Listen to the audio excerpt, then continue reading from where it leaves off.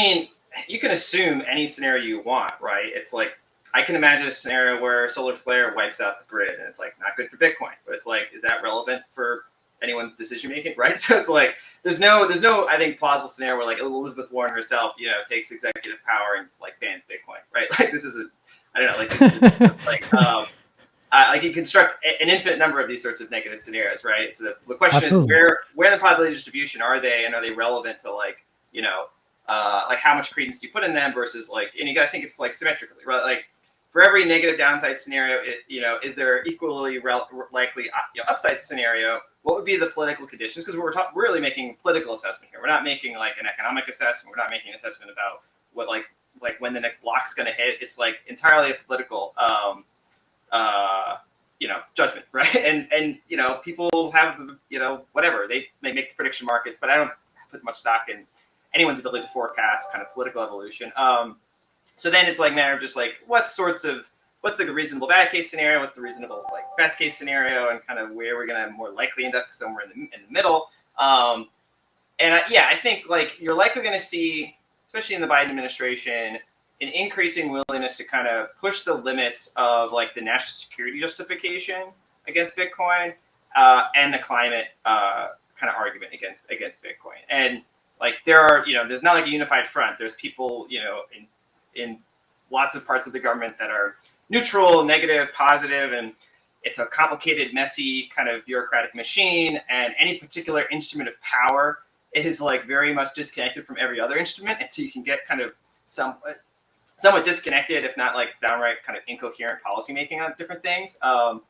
So to be like, I think what we should more likely expect as like downside scenario would be like tornado cash style sorts of OFAC things that just become much more aggressive on like Bitcoin miners. So like just like try to like incrementally boil the frog on Bitcoin miners. So like try to get them to sort of come into more like a walled garden, so to speak, right? Because it's not necessarily hitting the application layer. It's hitting, and not hitting the protocol. They're trying to hit like the application layer and like the corporate layer, right? Like there's layers to Bitcoin beyond just like the social consensus layer, the Bitcoin layer. There's the political, economic, social layer of corporations, like state and local regulatory regimes and sort of national enforcement. And so, yeah, I think it's an interesting test case to see how far they think they can push, things like the OFAC power, right? Which is a really unique power, right? It's technically, the tornado cash justification came from the National Emergencies Act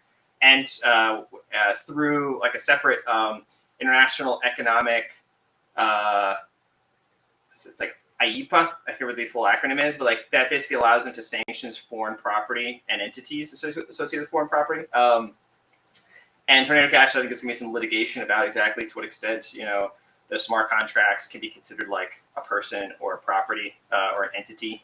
And yeah, so I think there's gonna be some interesting, like that would be where I'd be looking, would be like more in the like the technocratic wield the sanctions power and then really use the kind of kind of scare compliance into companies, not necessarily require it, right? But basically, kind of leave the ambiguity open. And then, as we saw with the Ethereum stuff, like self-censorship takes place, right? So it's not compelled.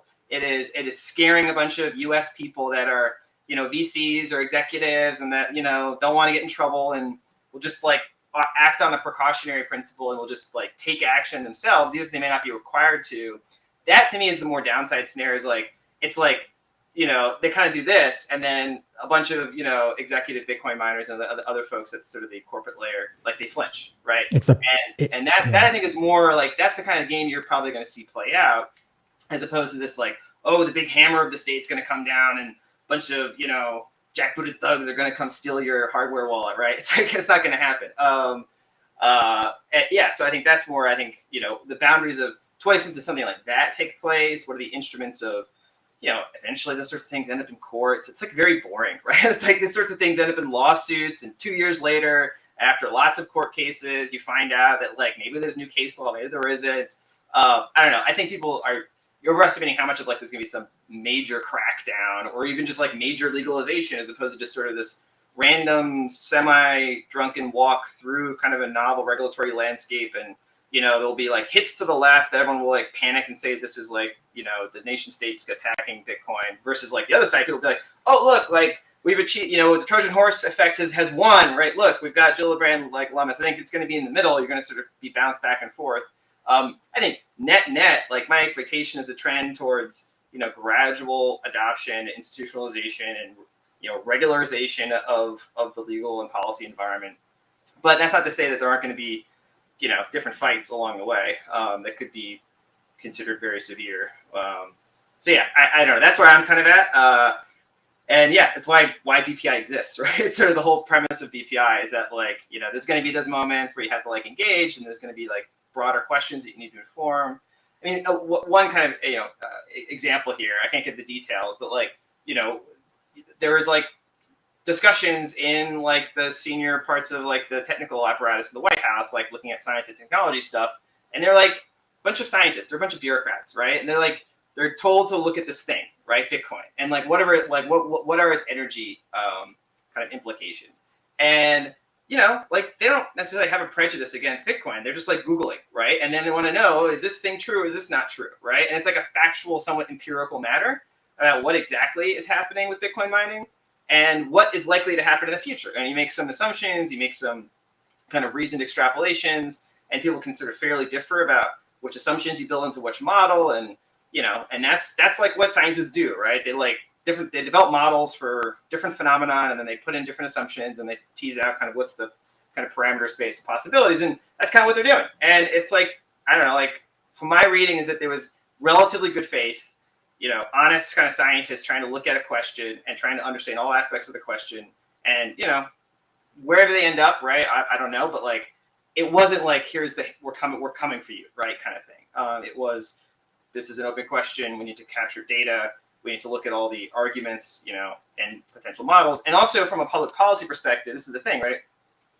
There is the default towards risk aversion, right? In general, right, any particular bureaucrat, their job is mostly measured on not messing something up and not having blame for something bad happen on their watch or be traced to their decision. So there's a general kind of cautiousness on anything new that's going to lead them to potentially more status quo bias, right?